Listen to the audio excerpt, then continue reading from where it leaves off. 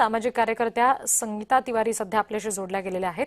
संगीताजी, या क्षणाची ही बातमी आपण बघतोय सूत्रांकडून जय महाराष्ट्राला असं समजतंय की मुख्यमंत्र्यांनी थेट आदेश दिलेले आहेत, चाकणकरांना वर्षा बंगल्यावर बोलवलेलं आहे, राजीनामा द्या असं सांगितलेलं आहे आपल्या पदाचा।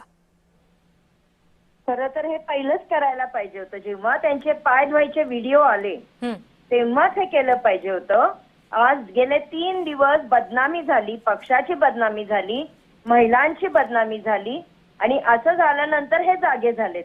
म्हणजे खरं तर आम्ही गेले कित्येक महिने त्यांचा राजीनामा मागतो की जेव्हापासून त्या पदावर आल्यात तेव्हापासून महिलांवर अत्याचार वाढलेत, मुलींवर अत्याचार वाढलेत, तेव्हापासून आम्ही म्हणतो की या बाई काही कामच करत नाहीयेत।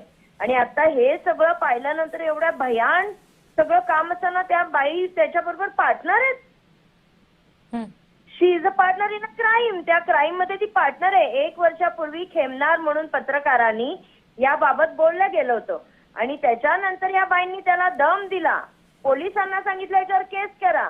म्हणजे त्याच्यानंतर वर्षभर हे त्या रेपिस्टचे काम चालू राहिलं कुणामुळं? तर या महिला आयोग अध्यक्षामुळे। म्हणजे रक्षकच भक्षक झाले तर शासकाने काहीतरी केलं पाहिजे होतं ना, पण तरी ती राहिली त्या पदावर। याचं तर आम्हाला आश्चर्यच वाटतंय की हे काय पहिले नाही, बऱ्याच गोष्टी दादांच्याही कानावर आम्ही त्यावेळेस टाकल्या होत्या, परंतु ह्या जादूटोण्यावाल्या बाई काय करत होत्या काही कळत नव्हत्या। तिचा आका निश्चित कोणीतरी आहे, पण आता जर मुख्यमंत्री देवाभाऊंनी राजीनामा मागितला असेल तर खरंच खूप चांगली गोष्ट आहे की आज आमच्या महिलांना एखादी चांगली कोणीतरी अध्यक्ष आणि महिलांसाठी काम करणारी मिळेल ही आम्ही अपेक्षा करतो। संगीताजी, आता जसं तुम्ही म्हणताय की उशीर झालाय, खरं तर हे सगळे धडधडीत पुरावे समोर आल्यानंतर नैतिक जबाबदारी म्हणून त्यांनी पदाचा राजीनामा देणं स्वतःहून तुम्हाला अपेक्षित होतं असं तुमच्या म्हणण्यातून समोर येतं। 100% बेशरम बाई आहे, अतिशय म्हणजे निर्लज्ज बाई आहे की एखादी कोणती बाई असते तिला कळते की हे सगळं होतं, तिने नैतिकतेची जबाबदारी घेऊन राजीनामा देऊन टाकला असता। पण ही वाट बघत होती कोणीतरी तिच्या आकामधला येईल तिला वाचवायला, जसं मामा भरणे आले की नाही त्यांची काही चूक नाही।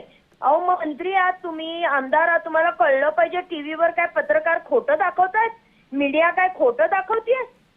ती गुरुजी म्हणतेय, ती आपल्याला पितृतुल्य म्हणतेय, ती त्यांची पदराने पाय पुसते, हे काय खोटं आहे? म्हणजे काहीतरी पाणी मुरत होतं हो ताई, म्हणजे काहीतरी त्याच्यामध्ये कोणीतरी मोठा आकडा अडकलेला होता म्हणून ती आज त्या खुर्चीवर बेशरम निर्लज्जपणे बसली होती, हे मी सरळ बोलते। ठीक, संगीताजी धन्यवाद। आपण थेट जय महाराष्ट्रकडे ही सगळी प्रतिक्रिया स्पष्टपणे नोंदवली त्यासाठी।